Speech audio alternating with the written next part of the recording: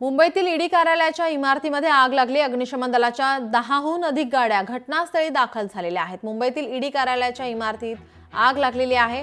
Ballard estate परिसरातील कैसरे हिंद इमारतीला आग लागल्याची माहिती समोर येते। आगीचं कारण अस्पष्ट आहे।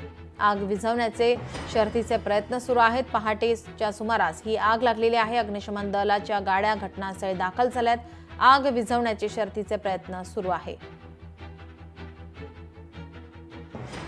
दक्षिण मुंबईतील बॅलार्ड इस्टेट परिसरातील कैसरे हिंद इमारतीत भीषण आग लागल्याचं पालिका अधिकाऱ्यांनी सांगितलंय।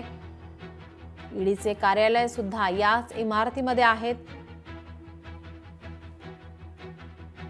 ईडी कार्यालयाबाहेरून आढावा घेतला आहे आमचे प्रतिनिधी चेतन ननावरे यांनी।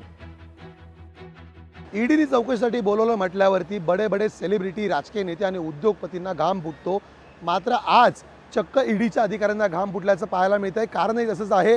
मुंबईतील जे ईडीचं कार्यालय आहे ते आता आगीने धुमसत आहे। मध्यरात्री 2:30 वाजता ही आग लागली होती आणि 2:45 वाजता अग्निशमन दलाने या संदर्भात लेव्हल 1चा कॉल दिलेला होता। मात्र तब्बल 6 तासांपासून आपण पाहत आहोत ज्या आगीचा आवाका वाढला। लेव्हल 2 आणि नंतर लेव्हल 3 पर्यंतचा एकंदरीत कॉल आहे तो मुंबई अग्निशमन दलाने दिलेला आहे।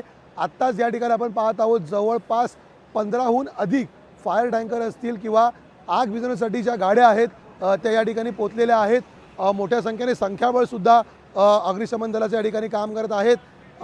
काही प्रमाणात आग विझली असून कुलिंग ऑपरेशन सुरू असेल तरी पूर्णपणे आग अद्याप आटोक्यात आलेली नाहीये। या भीषण आगीमध्ये आता कुठल्या कुठल्या महत्त्वाच्या नेत्यांच्या, सेलिब्रिटींच्या आणि उद्योगपतींच्या फाईल जळालेल्या आहेत हेही पाहणं महत्त्वाचं असेल।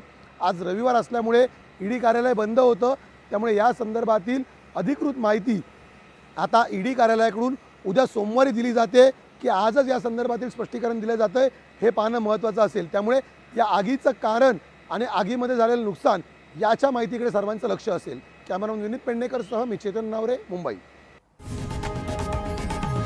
लोकशाही मराठी ऐका, पहा, जागरूक रहा।